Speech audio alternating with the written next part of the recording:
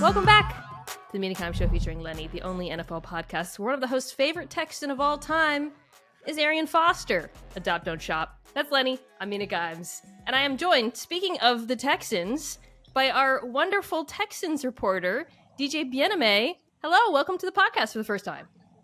Thank you for having me. I've listened to it a bunch of times, all the time. So I'm glad to be on. Should be a lot of fun, especially as we go talk about the AFC South. I know you're a big Jags fan. Not fan, but believer. I have some skepticism, but oh, wow. Off the top rope, Jags fans are going to be... They're not the biggest fan base, but they're passionate. I do love them a lot. That'll be good. That'll be good because we like it when a division doesn't have a clear favorite, or at least when not everybody involved believes it's a clear favorite. And I think, we're going to get to... Obviously, expectations for these teams, they're all in sort of different phases. 2 starting rookie quarterbacks, which makes it really interesting, makes the preseason really interesting. And then I think with the Titans and the trade for Hopkins, I'm glad we waited until now to do the AFC South because I really think that's a massive, it's funny, DeAndre Hopkins, if he had joined a team the Bills or something, it would be big, but it wouldn't be as important as it is for him. Important to the team, rather. I think him joining the Titans does change expectations a bit for the season, and also tells us kind of how they view their own expectations this season. So yeah, I enjoyed going through this division. I think I still think the Jags are the favorite. Spoiler alert, but I can say honestly, I am excited to watch the Texans, and I cannot. It's been a minute. DJ, it has been a minute because you started covering the team last year, I think. Right? Correct. So, yeah, which was, I imagine, not the most exciting experience, but now it's really exciting. And I'm actually part of the reason I'm really glad to have you on in particular is because I think with the Texans, because it's so much unknown, especially with the new coaching staff on both sides of the football, I actually feel like it's really important for me to talk to you, who's on the ground, who's seeing what the offense looks like, who's seeing what the defense looks like, who's seeing what all these rookies look like, because it's not I can't watch tape of CJ Stroud and Bobby Slowick's offense. So let's start there. CJ Stroud, Bobby Slowick's offense. What have you seen this summer? What are your expectations for what that offense will look like? He comes, of course, from San Francisco. And how has Stroud looked operating it? Yeah, let's start with Stroud. I think early on, it wasn't looking too hot, in all honesty. To start out, Davis Mills had a very slight edge, but it wasn't like Davis was playing way above his skis. It was just Davis was hitting his exact benchmark that he always hits. And it was just CJ having to adjust to the speed of the NFL, the speed of NFL defenses, and quite frankly, adjusting to the fact that he no longer has a Marvin Harrison Jr., Garrett Wilson, Chris Olave, JSN. So that was also an adjustment, and part of the fact that he was entering an offense where it's so, I know we say the cliche, offense at timing based, but this one is very timing based. You have to throw a lot of passes, I don't want to use the word blindly, but have a lot of faith that your offensive coordinator, Bobby Slowick, is setting you up to succeed, So San Francisco, that's the offense. Get the ball out on time. It's going to be there. You're going to get yards after the catch. Exactly. So that took a little bit of adjustment, but starting since I want to say last Tuesday/Wednesday, he's looked really good. I can't lie. Once they, 4th day of pads, I don't know what switched for him, but the ball's coming out a lot faster. He's pushing the ball down the field within the structure of the offense. You see all the arm talent. And the most important thing for me is he's getting the ball out on the majority of his throws under 3 seconds. Like the Saturday practice, which was a night practice, he had 25 throws, 6 on 7 on 7, 19 throughout team, and about 2 of them where it took longer than 3 seconds. There's one play where I could see he's really starting to get it where he ran play action, and there was some pressure around him. It was a muddy pocket. He stepped up, instead of trying to force the ball down the field, he threw it to his check down. And on top of it, it was live game situation where they were actually keeping track of, first down, second down, third down. So that was 2nd and 10. He gets it down to Devin Singletary. Devin gets 8 yards. Now it's 3rd and 2. He fires an out route to John Mechie. the drive is continuing, and you've seen that growth continue. And then Mm, today, Tuesday, he was making some dimes. There's one pass to John Mechie. I think it was a flood concept where you had the out route that was about 15 yards, and he threw it only where John Mechie could get it mm, out over the outstretched arm of uh, Desmond King. So you starting to see a lot of the progression with CJ Stroud. And like now I have some legitimate confidence that he should not look like an abject disaster as a yeah. rookie. I mean, he's got a beautiful arm. Like, he had a beautiful arm in college. This is, my favorite quality of his as a prospect was his accuracy, the touch with which he throws with. So all that Hmm. makes sense. But to me, if I'm a Texans fan, it's so encouraging to hear you say he's getting the ball out quickly, because that was actually what I was going to voice as, I think, my biggest question about Stroud in this offense, because so many of the things he did in college, when he was drafted by the Texans, my first thought was like, okay, assuming this offense looks somewhat like it did in San Francisco, and we can talk a little bit more about that, um, it makes sense. He's accurate. He's a distributor. He's smart. Ball, he can throw over the middle of the field. One thing I remember, I pulled this up through the draft, and I just brought it back. On designed rollouts, Hmm. he had a QBR of 92 in college. And Good we know this God. offense asks quarterbacks to boot out and throw the ball. All of that, I was like, great. However, took a long time to throw the football in college. Nearly 3 Mm, seconds time to mm, pass, which was, I think, pretty close to the top. Now, some of that is Ohio State's offense, and I hmm. think that's something we've seen with quarterbacks coming from there over the last few years or so. But that's something I kind of wanted to see. Okay, like, can he get the ball out quickly, because that is an important part of running that offense well. So it's very good to hear that.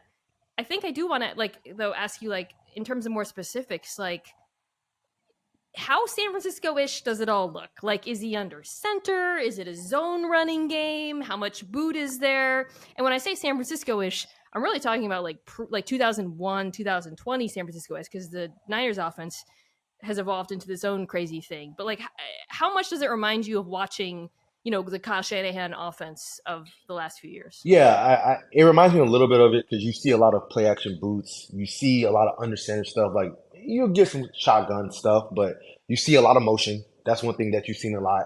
The Texans last year did not run motion that much at all. So that's been an adjust. That's been a refreshing sight to see them actually, use motion. You see a lot of zone. I mean, their bread and butter is going to be zone. They're not inside zone, outside zone. They're not going to run. I don't know how much power they're going to run or how many counters they're going to run, at least year one. But I know for a fact, like their bread and butter, I've had a coach tell me, like, our bread and butter is going to be zone running schemes. And Damian Okay. Pierce has been a guy that has flashed a lot. And I mean, obviously, he had a really good rookie season last year. And I think it's only going to get better because, again, last year, they're super predictable in terms of what they were doing offensively, and Damian Pierce was still able to thrive in that situation. So you've seen outside zone, you've seen some inside zone, you see some play action boot passes, you see even obviously you've seen some read options, but I hope they throw that out the playbook because like that's not really CJ's bag, in all honesty. But It's the big yeah, question, right? Yeah, that people had about him. Yeah. right. Like like there've been some time where they've run it, but like it hasn't really meticulate into anything. But Mm. you do see, the boots, the outside zones. You see obviously some of the inside zones. You see some of the base staples of the Kyle Shanahan offense. You see a lot of dagger concepts. You'll see some flood concepts where CJ's really having to throw it blindly, with blind faith that my guy is going to be where he needs to be. Yeah. Interesting. Well, I guess speaking of the guys, that's probably kind of the next part of this we have to talk about, which is, are they good enough? So just to remind non-Texans fans, because if you're not a Texans fan, chances are you might not know who's playing for the Texans now. Well, starting with the offensive line, because this is relevant. So, uh, they've invested a lot into this group, and I thought they've you have Larry Tunsil, who's been one of the better left tackles in football, and then you move inside. Kane Green, first round draft pick, struggled a bit last year. It was supposed to be David Quessenberry. I believe he's out for the season, so I Yep. have to think Juice Scruggs, who they drafted in the second round this year as a center, will start. The trade for Shaq Mason, who's at least a competent guard, Hmm. and then Titus Howard, who is a good tackle, but broke his hand and Yep. might be out for a little bit. They did bring in, and this now looks very astute. They gave him a lot of money, George Fant as a swing tackle. So you've got an offensive line that I think certainly was better in pass protection than run blocking Mm. last year. But this isn't David Carr. They're not terrible. Hmm. Like, even with those injuries, DJ starting there, like, I always go to Carr because it's the Texans, but like, I don't think like, and he's the famous example of the quarterback who, obviously just got completely obliterated Right. early in his NFL career. I think this is fine. Like, for no one's going to confuse him with one of the better, like, the top five offensive lines in the league, but I think they're certainly good enough to run this system. And then at receiver, you got Nico Collins, who's like kind of flashed being a number one, but he's been hurt. You bring in Robert Woods, John Mechie's back, which is amazing. Draft Tank Dell, super fast dude. And then you signed Dalton Schultz, which is actually a pretty big signing for them. Hmm. And then you alluded to David Pierce. They also bring in Devin Singletary. So Right. that's the gang. Yeah. So yeah, How do you like? Are they good enough? I think the O line is more than good enough. I think honestly, I think Yeah, it could be viewed as a top 12 unit. I know Scott got that's hurt. fair. Yeah, I think Scott got hurt. Obviously, Scott got hurt earlier in the year. I mean, not earlier this week. He's out for the year, but Yeah, Juice was gonna eventually be the starter anyway because they traded up to get him in the second round. Shaq is a massive upgrade over AJ Can, along with, and just hoping that Kenyon Green can take another step forward in year two, because year one was rough from a pass blocking standpoint. Run blocking was okay, but even some of the analytics don't really favor it. He was more of a flash run blocker where he could like have a moment where he's driving a guy 5, 6, 7 yards down the field, and there's other plays where he's basically stuck in quicksand. So I think the O-line should be very good. And I think, Grant, you're right. George Fant, that was a great signing by them because we know he can play right tackle competently. Is he better than Titus totally. Howard? No. But he can play at a competent level. Tight end, Dalton Schultz looks really good. I think there's a world where he could be top 2 in targets for the Texans. I truly believe Yeah, that based on what I've seen in camp. Now, the receivers, based on 2022 production, they rank towards the bottom in all categories going into yeah. 2023. They're like 28th in touchdowns, 28th in like receiving yards. So that's my biggest question. I think you hope Nico can take a big step, but my biggest concern with Nico is like he passes the eye test, right? Like he's everything you want, Yes, right? he looks like a number one wide He receiver. looks exactly like a Yeah, number one, and but there's too many times throughout camp where he'll flash, making big time plays. It's like, oh, there you go, and then like he'll go like a couple, yeah, 2, 3 practices without even getting a catch during team with the first team, and it's just like, if you're a number one, that can't happen. Like for example, last year, yeah, Brandon Cooks, he's enough for me. He's number one, but he's like on that lower tier of number ones. But throughout camp last year, he was always making plays. There wasn't a single day where he went an entire day without a catch. So that's my kind of like, eh. Robert Woods has flashed a little bit, not a little bit. He's flashed a decent amount in terms of just from yards after the catch standpoint and just being a nice safety valve over the middle. So to answer your question, Tank's flashed a little bit over the middle too from the slot. But to answer your question, I think the interior, like the offensive line, the closer you get to the ball, the better it gets. The further away you get from the yeah. ball, the more questions arise. Hmm. So I think the offensive line, top 12 unit. I think Dalton Schultz, based off his time in Dallas, he was top 10 in top 10 categories in touchdowns, receiving yards, reception, top 10. So I think tight end is fine. Receiver, that's where it's like, we gotta. It's gonna be some Yeah, moments where we're like, he it's needs a guy. yeah, right. It's interesting because it's actually kind of not too dissimilar. I'm talking about the NFC South next week Hmm. from Carolina, in that like I Hmm. actually think like Carolina has a good offensive line. Yeah, like kind of mid receiving group. Their players are a little bit different, and I'll obviously talk about them next week. But it's like it's actually pretty unusual, I think, for the first 2 quarterbacks drafted to not end up to go to teams that have like decent pass protection, And I would choose that over, like, I mean, I guess this was like the famous Chase versus Sewell debate for Joe Burrow, and obviously choosing Jamar Chase worked out for Cincinnati, and choosing Penei Sewell worked out for Detroit. But I think for these two quarterbacks to end up behind these two offensive lines, it's just I can point to significantly worse situations, again, just from a pass protection standpoint, for guys who have been drafted near the top in recent years. And I think there's enough in place with this receiving group, line, run game. I actually think Devin Singletary's kind of become underrated, honestly. Right. There's enough there for this offense to look competent, Frank. That's kind of how I feel. I don't think they have like tremendous upside because of they're still missing some pieces, but I think there's enough for Stroud to. It feels like we're not going to watch him and be like, oh my God, he's drowning out there and this is horrible and he's getting sacked on every play and these receivers are dropping and it's awful, and it's like, it's like, it's enough. And it's also, I think a lot of them do make sense for the type of offense you talked about. A guy like Robert Woods, who's he's not the number one wide receiver, but a guy who we know can block and you can use on the horizontal stuff and get yards after the catch. It makes sense for this offense. So we'll see. I mean, I think I might be more excited to watch the defense, frankly. Maybe that's just because there's players that I'm already kind of really pumped about, and I also just really like DeMeco Ryans. I think that we should start for the same sort of question for you, or I'm going to start with the same question for you, which is the what does it look like question, because, coming from a Lovie Smith defense, so obviously plays a ton to cover two. Actually, I think I pull the numbers out of curiosity. I mean, it's the most in the league. Yeah. And they barely played man coverage, which they were not great when they did, but they had their major holes. So you got DeMeco coming in. And I think what I find fascinating about this, DJ, is, so, when I talked about Bobby Slowick in San Francisco, I'm like, okay, does this look like the San Francisco offense?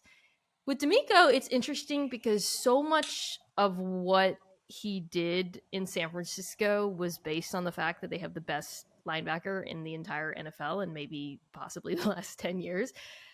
Whereas the Texans are built really differently. Like, I really like the young players they have in the secondary. Jalen Petrie, Sting, I'm still excited about. Guys like Tavia, they even have good depth now.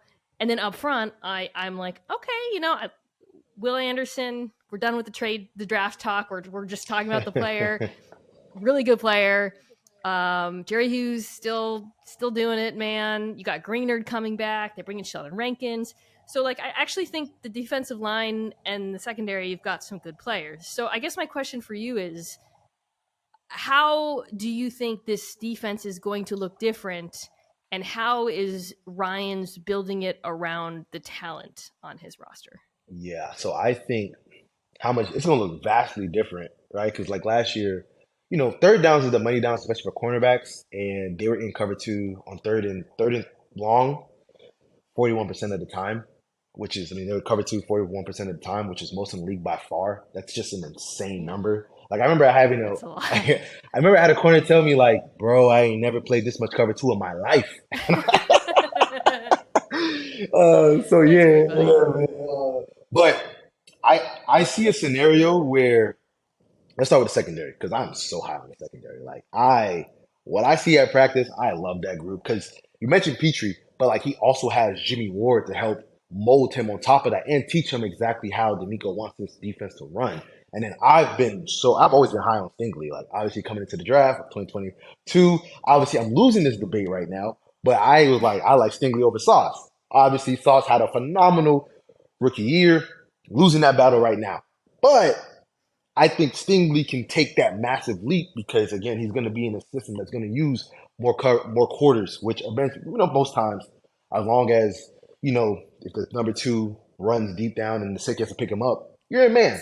Yeah, and then obviously they're going to run a little bit more cover one. They're going to blitz a little bit more. So Stingley's going to have way more opportunities to make plays on the ball, and the ball's going to come out hot because, going back to that D-line, Will Anderson, if he's not going against Larry, if he's not going against Larry Tunsil or Titus Howard, good luck to those tackles at practice. There's been times where, Yeah. there was one play last week where Davis Mills threw a deep pass to Nico no, it was Xavier Hutchinson. And it was a big play. But if you watch the replay, Will Anderson was able to get into the backfield quick enough to where he was able to turn his back, walk away before Davis Mills threw the ball. That's how quick he got into the backfield off of play action. So I think Will Anderson is going to be as advertised. And then on top of that, you're going to have, Grenard coming off the edge. And you can use Jerry Hughes in that, third down situational pass rushing role, which he's more suited for. Mm. Because last year, he started off hot, but he failed. He faded down the stretch.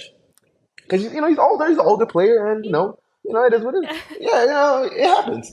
So now he can be He's been doing it for a while. but now he can be fresh Yeah. and you can have that rotation because, against Salah in New York, D'Amico, they want to have a bunch of defensive linemen that can get after the passer. And they have guys like that now. Sheldon is a solid pass rusher. I like Malik Collins, especially in the run game.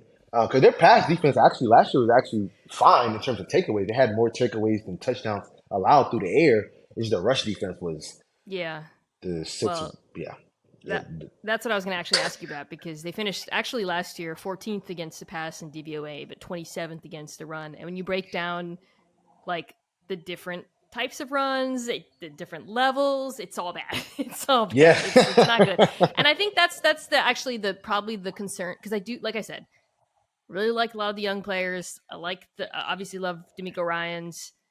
But when I look at this the depth chart, I'm like, okay, how much better can they be in run defense? Because you bring in Denzel Perryman, who's a competent linebacker, and you alluded to the defensive tackles and stuff. But I think that would be, my concern is like, okay, can they take a step forward in run defense, because they were just awful against the run last year, and I think that would be the thing that keeps them from jumping into being, like an average defense, which I think they definitely can. But if they can't stop the run at all, that would be my one worry. Yeah, so I think the addition of Denzel Perryman was brought in specifically for that type of role where he can help in that run game situation. Because last year it was bad. It was a combination of scheme along with bad eyes, because again, like they ran a lot of too high, and if you're going to run a lot of too high and still want to stop the run, your linebacker, your defensive line has to be extremely impactful, and your linebackers have to be able to have good eyes and be able to shed blocks basically at the same time, and they didn't have that. But this year, they obviously run different schemes, so the linebackers won't be asked to take on blocks as often. And on top of that, Christian Harris looks really good. I think he can be like a Dre Greenlaw type of player in this system. Obviously, I'm not going to say Fred Warner because, hello, that's Fred Warner. As you said, one of the best linebackers. I say the same thing, one of the best linebackers I've ever seen in my life. And then, on the other end, you have Kirksey / Blake Cashman. Blake Cashman's have a really, really good camp from a pass defense standpoint. So I don't think the run defense is going to be nearly as bad because, again, one, it's only go up. They're allowed the 6th most rushing yards in NFL history. But again, I think that they had more to do with scheme and a little bit of personnel, and now they have players that could start on other teams. That's another thing. Like when it comes to personnel, like they had a lot of guys up in the front 7 that couldn't start on other teams, right? Like they cut one linebacker, midway through the season that couldn't, get picked up by anywhere else. But he was starting and playing a lot for the Texans, It's not great. Exactly. So I think the run defense will be a lot better. I think the floor for them, in all honesty, from a defensive standpoint, is league average overall. Yeah. Yeah, I could see it, honestly. I think to kind of put a wrap on it, my feeling about the Texans is success for this year is you want to feel like you picked the right quarterback. That matters more than anything. And then, Will Anderson being a stud. I think, this is not a playoff year. You never know, right? But that's not what success is. You want, Right. you just want, I think you want to just feel like directionally things are improving. You got the right coaching staff in place. Some of these young players, like you said, I loved everything you said about Derek Stingley Jr. I think you want to watch this year and be like, yes, number 3. Okay, they changed the scheme. We're seeing the guy we saw in college. So you just want to see like individual players ball out, and I think that a lot of that is just coaches putting them in the right position to succeed. I kind of feel the same way about the Colts. So let's talk about the Colts because Yeah. they're the other team that's probably starting a rookie quarterback. I don't think. I think my parameters for success are similar, where it's like you want to feel like coaching staff is good, quarterback has promise, there's some young talent. So I think we probably have to start with Jonathan Taylor of it all. It is Tuesday, August 8th. At the latest on Taylor is he's not there. His health status is kind of murky.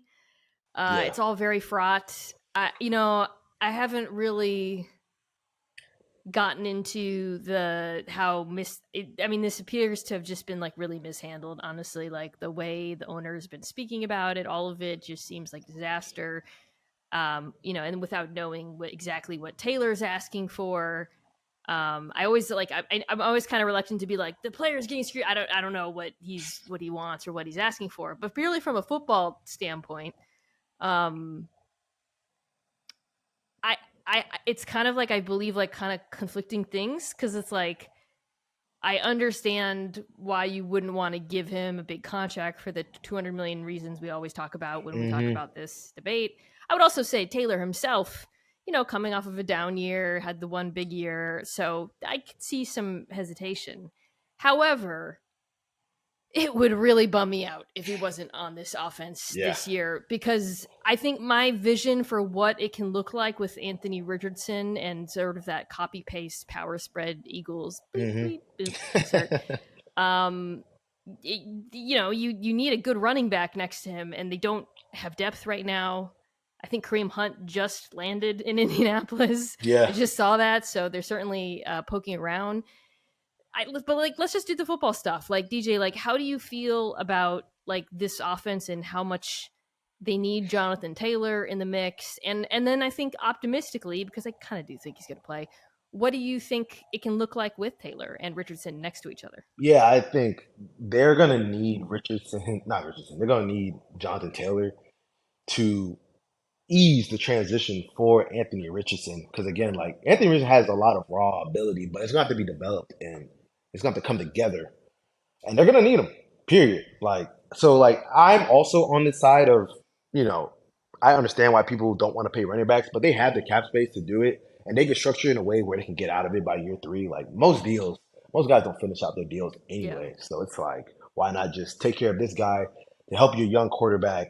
In most instances, I'll be like, I can see why not to, but you have the cap space and you have an extremely raw quarterback that's going to need all the help possible to, help ease this transition from Florida to the NFL. I will say though that with Anthony Richardson, he didn't have much NFL talent around him. Like, just watching at Florida, like from the receivers to the running backs. It was bad. This is not CJ Stroud going from playing with the all-star team at Ohio State. Right. Oh my God. My friend Danny Kelly cut a video of all the Florida wide receivers drops, and it's honestly like Keystone Cops. It's so funny. But yeah. So anyway, sorry.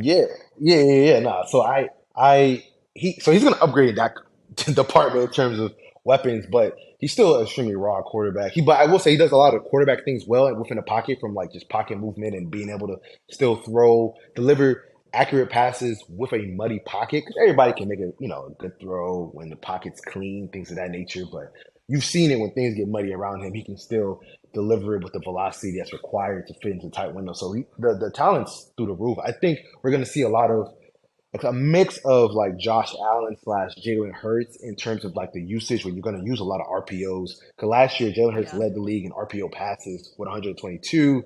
Second place was like Marcus Mariota at 90.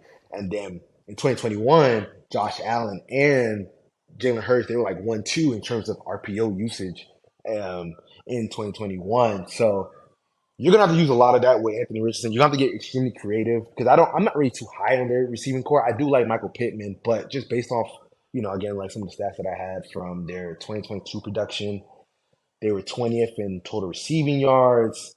They were, I'm trying to look right. Oh, they were 7th. They're 24th in TD receptions. Granted, Matt Ryan to Sam Ellinger, Nick Foles. So it can get a little tricky. Nick In terms of Foles took. I memory hold the fact that he played for them until it came up an immaculate grid. I don't know if you ever played that game recently. I was like looking at it and I was like, wait, Nick Foles. I yeah, forgot it was a Colts topic. Anyways, yeah, but that does kind of make it hard to evaluate the receivers, right? Because they right, really right, had yeah. such bad quarterback play. Exactly. So it's like, I don't want to crush them. Like I'm not in love with the receiving core, but I can't say like it's like the Texans receiving core where there's like legitimate questions based off like their own production, regardless of the quarterback. So I'm really interested to see just basically how Yeah, Shane uses Anthony Richardson. I mean, and obviously they have to play on week one. Like there's no point in letting Gardner Minshew play, in all honesty, because, like Gardner is fine.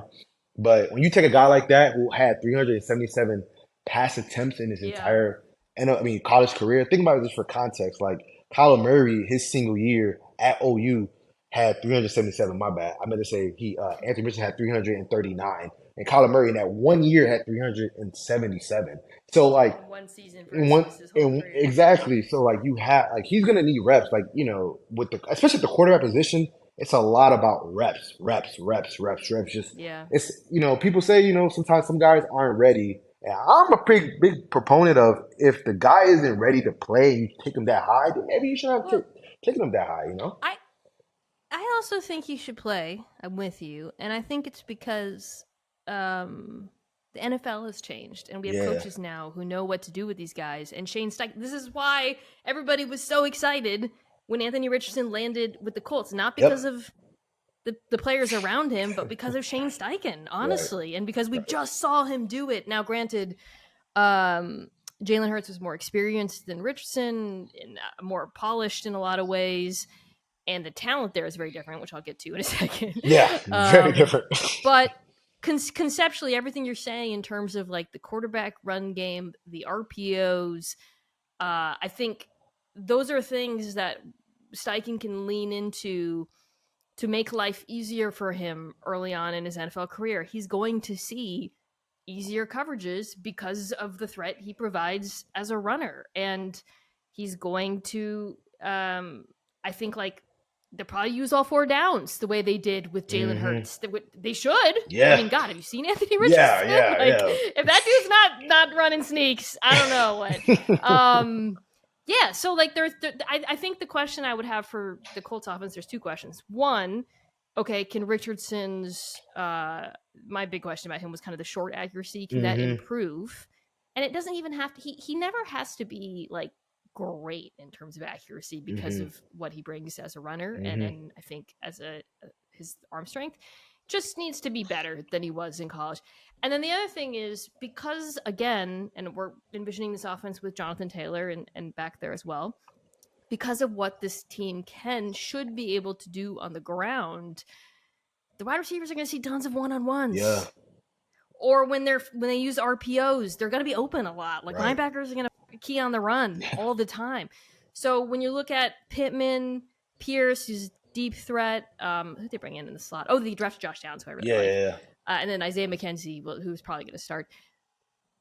Can those guys take advantage of the fact that they're being paired? Because that's what makes the Eagles offense such an absolute damn nightmare is you have this insane running game and you have like one of the two best receiving duos in the NFL, and it's like, you're gonna die either way. I think with the Colts, if you're playing like, DJ, like if you're playing the Colts, you'd be like, all right, stop the run. Right. Right? Like, so my question for them, I guess I should also throw in the offensive line. Can they bounce back? But my other question for them is, can these skill players take advantage of what the run game is going to afford them? And I think that's going to go a large way towards determining what this offense looks like. Yeah, I agree. I think Michael Pittman, again, he's a former 1,000-yard receiver. I think he can take advantage of that. We'll see what Alec looks like in year two out of Cincinnati. But because one-on-one, like, that's a receiver's dream. Getting a single coverage where, 1, 2, 3, you cut for a slant or you cut for a dig, and you don't have to really necessarily worry about that linebacker kind of being in that area.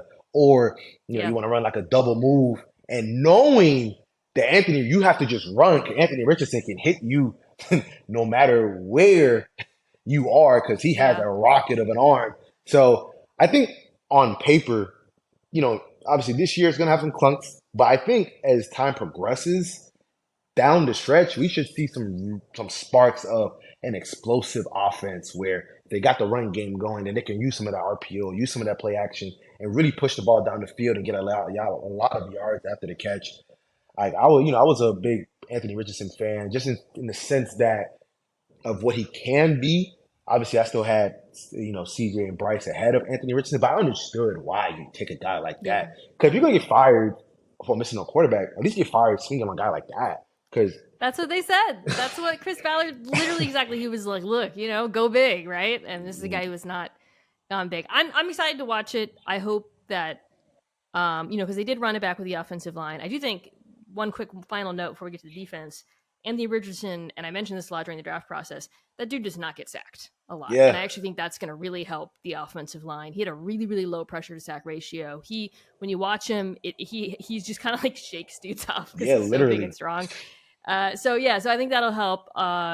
He's probably going to hold on to the football a little bit longer. That'll make life harder, but I'm really excited to watch it. Defense, a little less excited. Yeah. I guess I would sum it up this way. I think the defensive front is really good and really has a combination of like good veterans and exciting young players. Behind them, I don't know, man. Yeah, I agree. Like I remember going when we were prepping for the show. I'm like, yeah, I know the defense isn't going to be that good. I mean, last year they were 28th in scoring defense, allowed 25 points per game, and obviously they had the nickel cornerback get suspended for the year. I was like, okay, but they still might have a little something. And I looked at Kenny Moore. Obviously, he was a Pro Bowl in 2021. Then I look at 2022. I'm like, quarterbacks targeted him. He allowed a passer rating of 110. I'm like, oh Lord, It's not great. I'm like, it's not good. Yeah, it's not good. And then, I do like Julius Brents that they got from Kansas State. When I watch him against TCU, he like on the intermediate and short stuff, he kind of had his way with Johnston, but obviously down the field is where Johnston was able to have some success. So like I see something there, but he's a rookie. Like I know what Sauce did as a rookie was special, but like that's so rare with right. We can't just keep assuming these cornerbacks are going to come, but they're all starting. Like I mean, they might start another rookie opposite. We'll see. Darius Rush. It's going to work in progress. You mentioned Kenny Moore. Yeah, Kenny Moore was good. So like Julian Blackmon was really, really good. I don't know if you remember early in his career. Then he's injured and stuff. You got Maniac Leonard coming back, but he didn't play in a while. That injury is really weird. They have guys who have been good. It's just kind of, I don't know. The depth chart is just rough. I like the front a lot because I think some combination of either Kwity Paye, Ebukam, who they brought in, Dio Odingbo, one of those dudes I feel like is going to step up. And on the inside, you got Grover Stewart. Of course, DeVorest Buckner is like one of the best DTs in the league. Yeah. I like the kid they drafted out of Northwestern. I think I can really see this defensive front being good. It's just behind them. Sorry, I know I said that at the beginning, I'm repeating myself, but yeah. It's the back end that gives a lot of people pause and concern. Because again, like, granted, they're in the AFC South, and there's only like one team, maybe two teams that have like a prolific pass attack. So they might be able to get away with it sometimes, but then when they come across teams that can really air it out, like they're gonna face a lot of issues, and that's why I think they're gonna probably finish last in the division. Okay, interesting. So yeah, I think I view this as the 2-tier division. And I don't know what probably Vegas has them above the Texans a little bit, but I bet it's pretty close. Yeah. All right. Yeah. Let's talk about the favorite that you hate after the break. Tickets to the game, merch, meals at iconic restaurants, stays at Caesar's Palace, all this can be yours when you bet with Caesar's Sportsbook. Win or lose, every bet earns reward credits, which you can redeem across the empire. Now, if you haven't started yet, register using code OMAHAFULL, and then place your first bet up to $1,250. If you win, great, keep those winnings. But if you lose, you'll get your stake back as a bonus bet. Swing into baseball season and catch all the action live and in person with Vivid Seats. Every crack of the bat, diving catch, and home run celebration can be experienced live. Vivid Seats, the official ticketing partner of ESPN, is offering you $10 off your first $100 ticket purchase with code MINA. That's code MINA. Download the app or visit vividseats.com today. Vivid Seats, experience it live.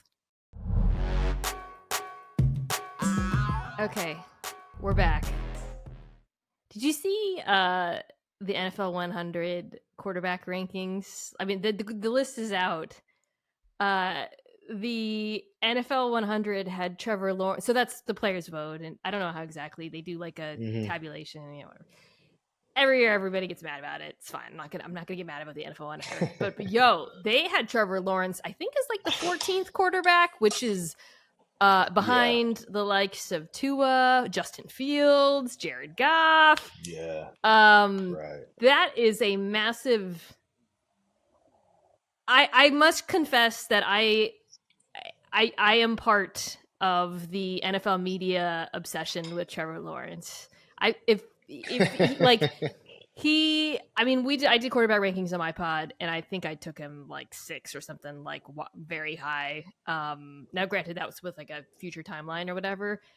I think he's so good, DJ. I'm such a fan of his game. So I guess we should start there. I mean, what he did in the second half of the season, I think it's so many things with him. It's and I just rewatched their playoff win against the Chargers. By the way, he was awful in the first half of that game. But no, but just, the arm talent, how quickly he gets the ball out. He, like Anthony Richardson, doesn't get sacked, which is something I love. His underrated athleticism. I just think like that, when we talk about the Jags and why they're the favorites, it all has to start. Well, they're a very good coach too, but it all has to start with Trevor Lawrence. I mean, how did the Texans play him last year? I actually don't remember. They believe it or not, like the Texans kind of have his number. Like he oddly, like I was looking it up, I was like, whoa, what's going on? When like, did they play him? When did they play him? 4 games. When were they? They played him. So they played him week 4 or 5. I think it had to be week 4 because I think that's when Dameon Pierce had that crazy run. Yeah. And they were able to get the win. But he's 3 touchdowns, 6 interceptions against the Texans in his career, which is kind of interesting. So did they hit him in the second half? What did they? Yeah, no. The second half. So like in the second half, they saw him in the second half, but even that game he wasn't good. Huh. The run game was obviously they relied on that. Yeah. But even that game, like he completed the majority of his passes, but he had like a pass rate under like 80 because he threw an interception. He threw no touchdowns that game. So yeah, like that. I was actually kind of mad about that game because I started Trevor Lawrence that week over Daniel Jones. He went the Colts and went crazy, and I lost my fantasy football championship that week. So bitter. We got a bitter one. Yeah. All right. But to overall answer your initial question, like Trevor is phenomenal. For me, I have tiers of like elite, great, very good, and average. And obviously, like I have Trevor in that great category. Elite only have 3 guys there: Mahomes, Allen, and Burrow. But Trevor's obviously in that great category. He's probably there's a chance he could end up in that elite category. Kind of just depends on how good Calvin looks when he gets back. But again, down that stretch, from week 9 through the end of the season, through the end of the regular season, like he was, I believe, 7th in passing yards, had a passer rating of 104. Yeah. Look at Next Gen Stat Score, which is basically, how they just rank everything in the sense of, EPA and passer rating and all these type of things and sack percentage. From week 9 through the rest of the season, he was first among all quarterbacks. Ahead of guys like Jared Goff, obviously Patrick Mahomes, ahead of guys like, Josh Allen, things of that nature. So down that stretch, I have to give him his flowers. Like Trevor Lawrence was phenomenal, and so he was balling the second half of the season. Yeah, and he was. I was trying to think through why and the changes and what and I think there are definitely some tweaks they made. the FTN just put out their almanac, the Aaron Schatz, which is I really recommend to people. I'll plug it more in the coming weeks. It used to be the Football Outsiders almanac, but Dan Pizzuto, who's been on the show, did the chapter on the Jags, so I read it, and it was great. One thing he mentioned, and I made sure to take note of this because I thought it was so interesting. He actually pulled the numbers on this. Let me get this out really quickly. Oh yeah, so after the bye, so basically the second half of the season, they really bumped up his 0 or 1 step drop snaps, attempts, passing attempts, and that ball was just because the offensive line was not playing better. Let me tell you that, and we'll get to them. But he was just getting it out so quickly. So that was one change that they made. The other thing I feel like, another thing that really shows up in the data, and this was I was just looking at the splits. Outside the red zone, he actually was fine. He was really, really good. He was like top 10. He was like 10th or 11th, both before and after. Mm-hmm. In the red zone, DJ, this is dramatic.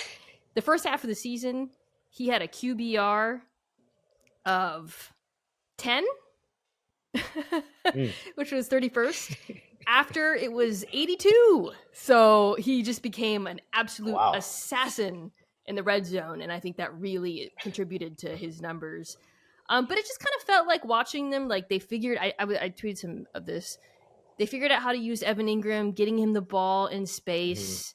It felt like, this was not the greatest receiving group by any means, although Christian Kirk's probably underrated at this point. But it kind of felt like Peterson figured out how to get the most of Ingram, Kirk, Jones at times, the two Joneses. So, what we saw was really exciting. And then now, as you mentioned, you throw Calvin Ridley into the mix. Like, what's your level of, you watched him along with me in 2018, 19, 20. How do you regard him as a player, and how much do you think he improves this already very good offense? So with Calvin Ridley, like obviously, big fan of him. Obviously, he's from where I'm from South Florida. He plays exactly how a guy from South Florida plays. Because you see some of how he plays in Jerry Jeudy a little bit too. Where like we're like down south, we're big on separation. Yeah, like you're not gonna find too many big body receivers from South Florida. A lot of guys come out. We're big on separation, speed, and that's probably my favorite trait about him. My only question with Calvin Ridley is like when week 1 starts, so that'll be September 10th. The last time he played football was October 27th, I think, 2021 against the Miami Dolphins, where he had like 4 catches for like 26 yards. So like it's only going to be 23 whole months since he played in a regular season football game. Yeah, he's gonna play in preseason, but we all know preseason is nothing compared to regular season in terms of speed, in terms of just coverages, like the coverages that you see post and pre-snap, things of that nature. And so basically having almost a 2-year layoff. Like I was looking because it's so rare. Like, you usually don't see that for receivers, and I only 2 guys that I could find that have similar layoffs was Plaxico Burress, who obviously went to prison for shooting himself accidentally, and you have Josh Gordon, who missed 2 seasons where for with substance abuse issues. So like both guys, when they came back, they were solid when they came back, And again, like Plaxico was a lot older. He was like 34 when he came back with the Jets. But Josh was out in the middle of his prime, and it wasn't like he wasn't working out. Like he was in good shape. And he looked good. It's just that the numbers were just fine.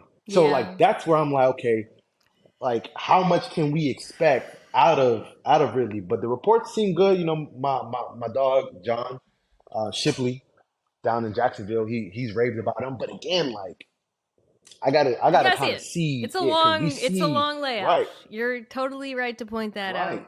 Everyone is saying he looks great. Everybody's saying he looks like, and he's really young too, which is worth mentioning. I think what makes me so excited about Ridley is not just that he was like a legitimate number 1 receiver, and even he played with Julio Jones obviously for the bulk of that, but even when Julio Jones was out, he would still have big games. So it wasn't like he was entirely benefit on the spacing provided by Julio Jones.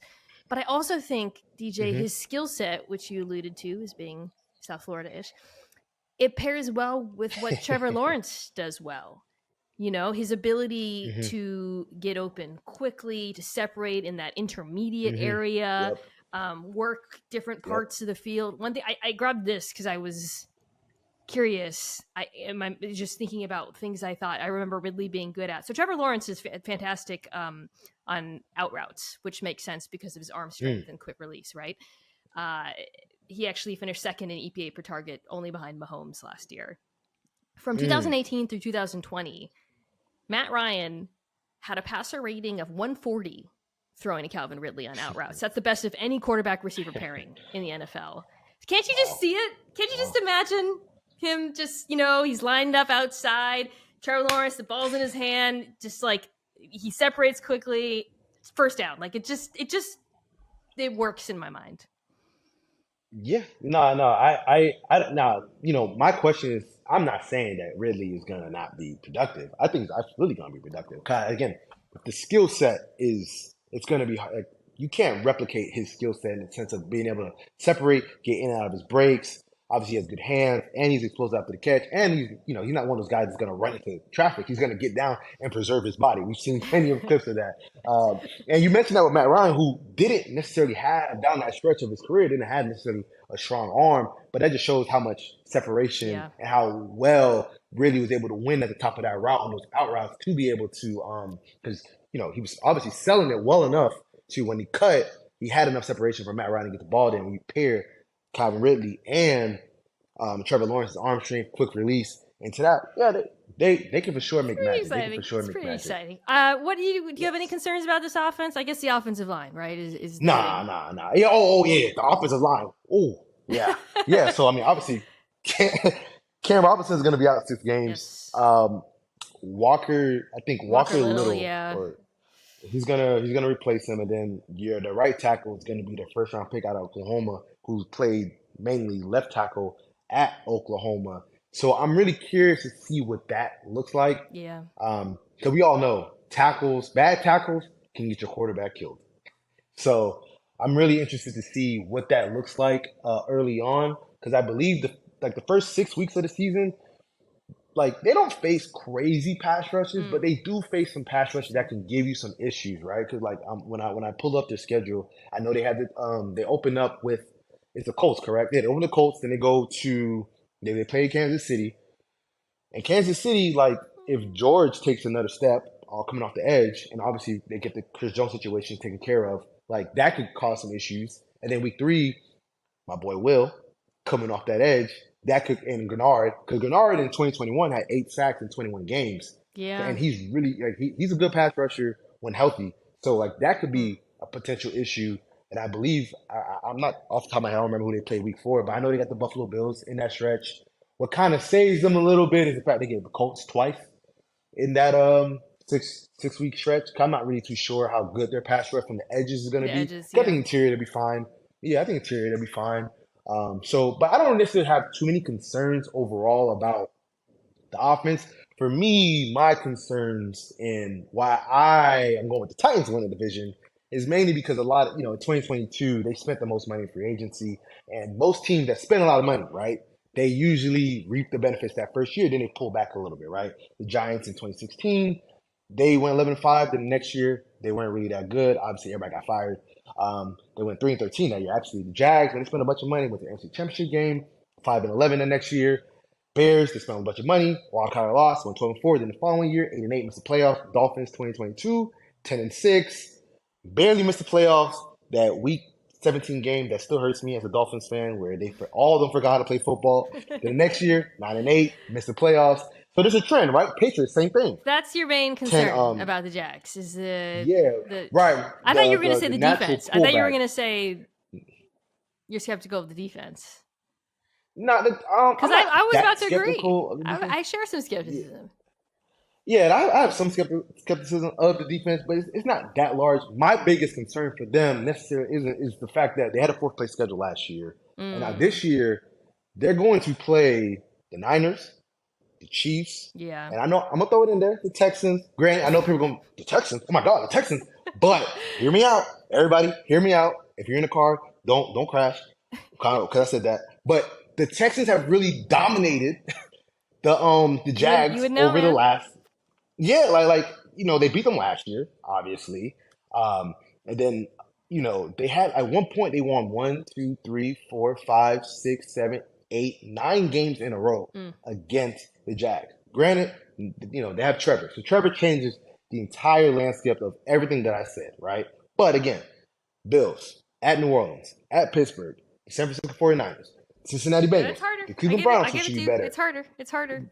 Baltimore Ravens, and Tennessee Titans. They have to be So better. They have to be the version of the team we saw in the second half of the season. And agreed. the offense was, I think we agree, pretty lights out in the second half of the season. The defense improved. Now they still finished 30th in pass DVOA, and there's still problems, I think, with this roster. But what jumped out to me watching them play the Chargers in the comeback, I was just trying to I was like, what happened? That was so weird. A lot of guys on the defense played really well. I think that they're the interior of the front is pretty stout with Robertson Harris, Devon Hamilton. They get Fatukasi, who's been injured, back. They re-signed Dwayne Smoot, who was hurt. Those are all good players. I think Right. where I get, and then I'll talk about the secondary in a second. I like the corners, safeties less so. Where I get concerned, though, is pass rush, because Arden Key is no longer on this team, and outside of Josh Allen, who I think is quite good, it's kind of a question mark. Like Travon Walker, I guess let me say this. I'm going to make a statement, I guess. For this defense to be better than they were last year in pass defense, and they were one of the worst units in the league, Travon Walker has to play like a number 1 pick. He's got to just play like a top 10 pick, man, because he was really inconsistent. Now, some of that might have had to do with how he was used. He was standing up a lot, which I know people think is not his best usage. You want him with his hand in the dirt. He's in coverage sometimes. Maybe he's better off lined up inside. I don't know. He came into the NFL as like a quote-unquote raw prospect, I guess.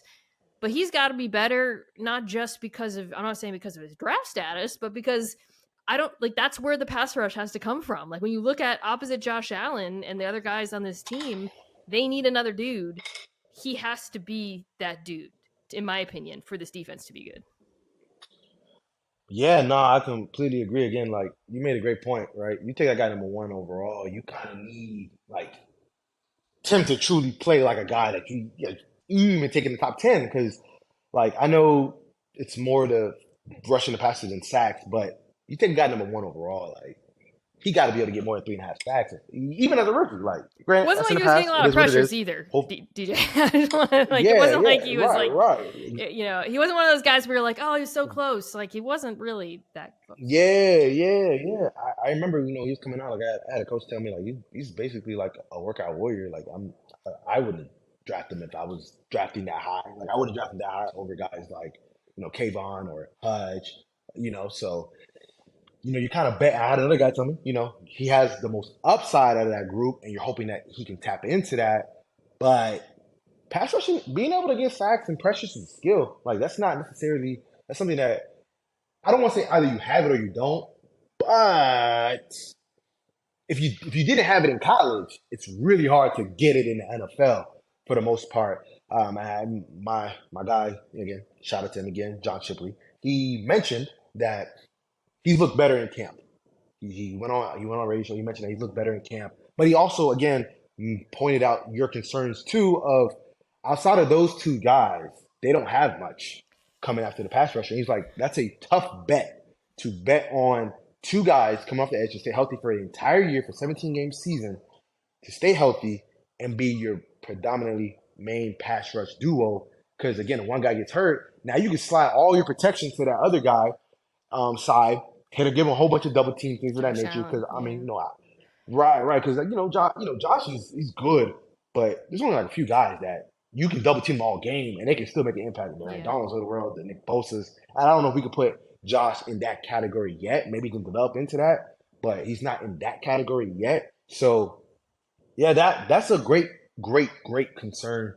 So I think because again, the pass defense you mentioned, 31st in DVOA. Hopefully, it can get better in 2023, but it's gonna come down to that pass rush. Yeah, and like I said, I think the secondary. I like the corners. I think once when Griffin got hurt, maybe Williams outside, him and Campbell are both flashed a lot of upside. Safeties, I'm a little bit less high on, but if this team wants to vie with the Chiefs, Bills, and Bengals of the world, and I think that's, I think the offense is totally capable of it. I just think that you never want to put it all on like one player, but like somebody other than Josh Allen has to get to the quarterback, and we'll see what happens. They got a lot of young linebackers. See what happens with them too. There's a lot of young players on this defense that are in their second year, third year, and kind of need to take a leap for me to feel better about them. All right, let's talk about the Titans. Let's finish with the Titans. You got the Titans winning the division. Let's just start big picture. Why do you like the Titans? Like, why do you think?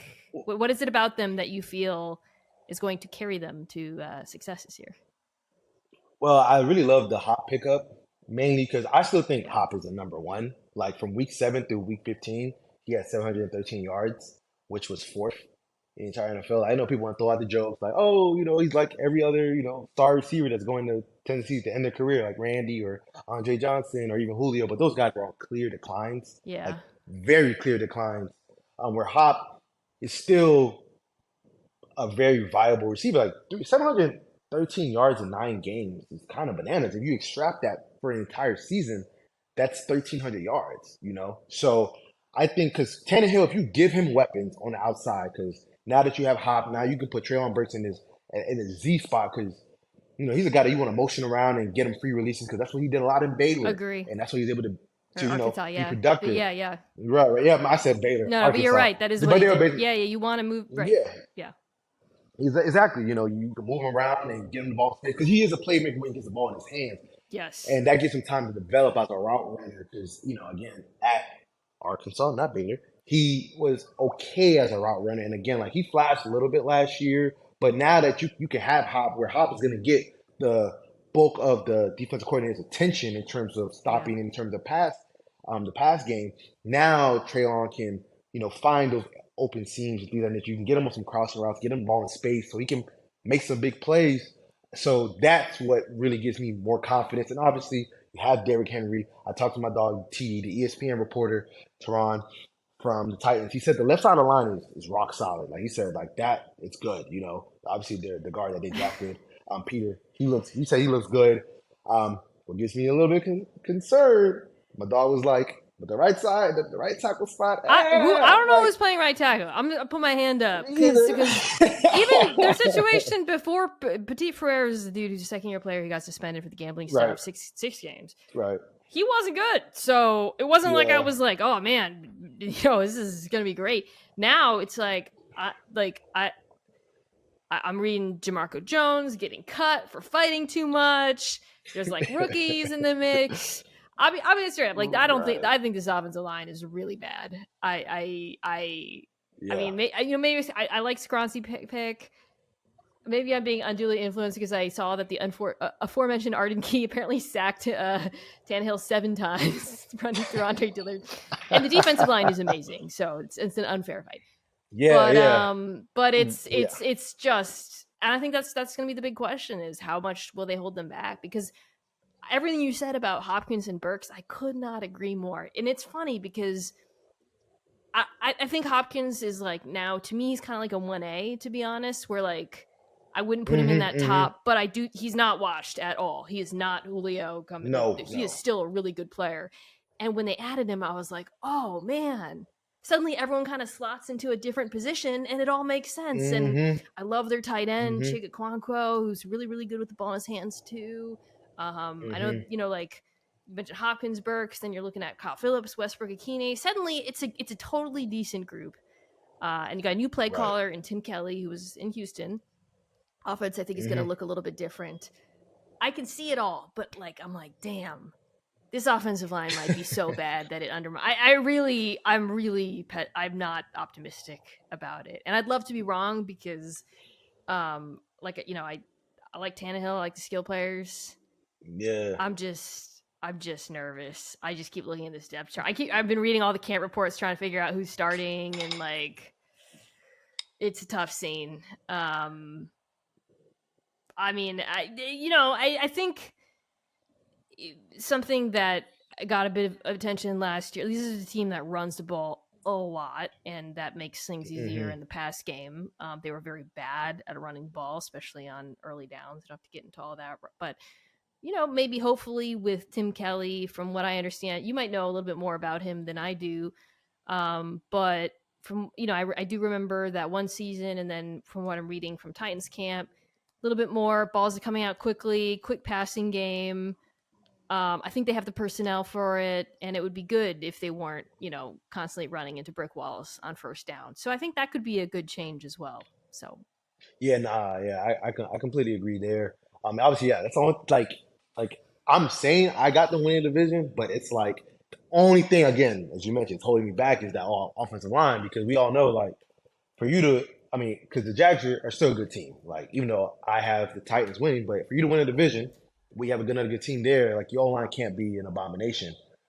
So that's where I'm like, my only concern. I've talked about it in my group chat with some of my friends, almost my reporter friends, and like that's been my only holdup. But me and my dog Mike Dugard from Seattle, from the Athletic, covers Seahawks. We're on the Titans you're on bandwagon the for Titans this year, wagon, but yeah, we're on the Titans bandwagon. We're, Dynasty. we gonna ride it out, But for me, it's defensively.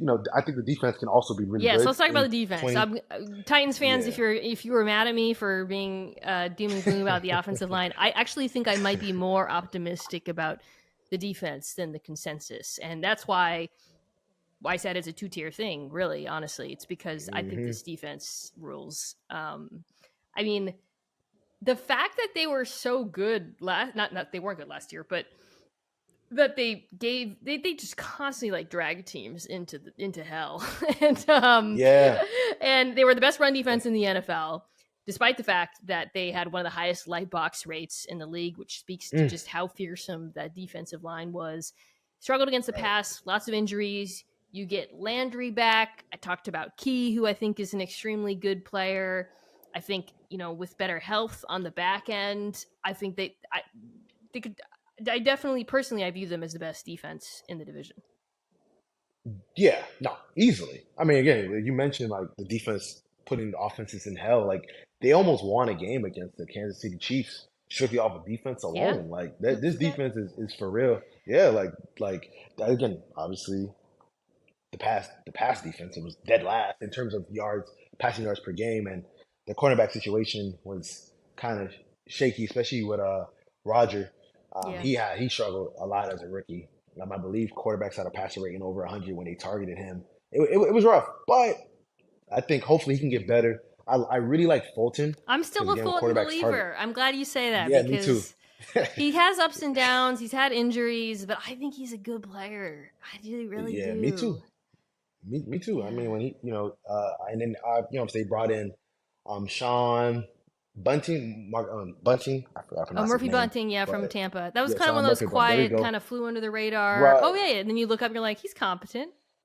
Yeah, exactly. Yeah. So and obviously Bird is phenomenal. Yeah. Like Right. there ain't really much more to say about that.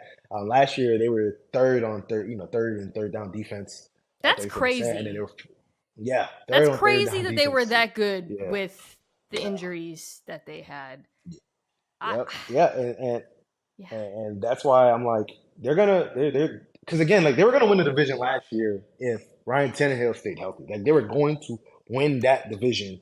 They almost stole that last game with Joshua Dobbs until he threw that I think it was a pick six or he fumbled one of the two, but they took the score back and that was basically the game in that instance. Um, and again, I think they would have won a division if Malik Willis was even remotely competent. Like Malik, when I mean he Yeah. really wasn't ready. Like It was there not. was, for example, like the eh, when they played the Texans, his first ever start. So there was this one concept that every single team used against the Texans, mainly because on certain downs, basically first downs, the linebackers are always going to crash in because again they had to because they knew that Lovey knew that hey my linebackers and my D line it's shaky so that every team usually at one point in the game we're going to run a glance concept where you're going to have what is in tight, single back tight, whatever, and then have that glance. We have the backside post dig, whatever. Everybody ran it. I've seen the Chargers run it, the Raiders run it, Colts run it. I saw everybody run it, right?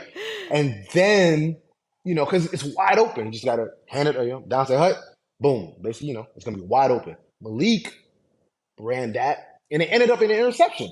That Steven Nelson took back to like the 3-yard line. I don't know if they scored or not. I don't think they scored. Shows how bad the offense was. But I think they kicked a field goal. But like that just showed me the Titans just had below average quarterback play. They won the division because again, like Mike Vrabel is a really, really good coach. Like last year was his first losing season. I'm gonna bet on Mike Vrabel, that defense top with Tannehill, Henry, Burks, that they can find a way to get to 10 wins and win that division. I think what I appreciated so much about the Hopkins signing was because we could have come into this preview and we could have started with when is Levis going to start? Is Malik Willis? He's having a good camp. Is he going to challenge him? How long are they? But when they signed Hopkins, it was like, okay, they're trying to win. Like Tannehill's going to Tannehill might get hurt, obviously. But right. It really clarified that they still want to win, however you feel about that, and whether or not you think a team should acknowledge where they are. And I think, they made their intentions clear. And I think I don't think it's delusional. Like I do think, as we've been discussing this, I still have the Jags as my favorite in the division. But there's a universe in which this does work out because the passing game under Tim Kelly looks better. We like this group of receivers. Tannehill's fully healthy for the season. Don't talk about the offensive line. This is the best defense in the division. It's a really good pass rush. They get Harold Landry back. We didn't even mention, and Key and some of the young DBs are healthy and they play. It's not crazy. And to cap it all off, as you said, they've got a really, really, really good coach who's really, really good at coaching against good football teams. So, shout out to the Titans for trying. They didn't have to try. That's 110% correct. And I'll throw this last stat out there. Even though I know quarterback wins isn't a stat that we all believe in. Come on my podcast. All right. But all I'm saying is with Ryan Tannehill, the least amount of wins outside of, I believe, the 2018 year where he missed 5 games with a bum shoulder. The least amount of wins he's ever had is 6. So that's his floor. His floor is 6 wins. No matter what's around him, you mentioned the offensive line. I remember in 2013, he got sacked over 50 times. They won 8 games. You know what I'm saying? They found a way to the Dolphins found a way to win 8 games. So I do think wins are a coaching stat, and it's funny. I said the defense drags teams to hell. That's how I feel about Vrabel. Like that dude, and we should have seen it coming because he was never gonna accept a rebuild. No way, no how. So he's too intense for that. He is scary. All right. Well, you got the Titans on top. I got the Jags on top. Very excited, however, to watch the 2 young quarterbacks as well. They're going to make the preseason exciting. Everybody, you should to follow everything that's going on with CJ Stroud in particular. Check out DJ Bien-Aime on Twitter. I said it, Eric Bien-Aime. I put that in my head. I was like, it's not pronounced like Eric Bien-Aime, and then of course immediately I just said Eric Bien-Aime. It's all good. Right. Bien-Aime on Twitter. Thank you so much for joining us. This was really fun. Thank you for having me. I know a lot of my friends are going to be, oh my God, you're on the Mina Kimes show.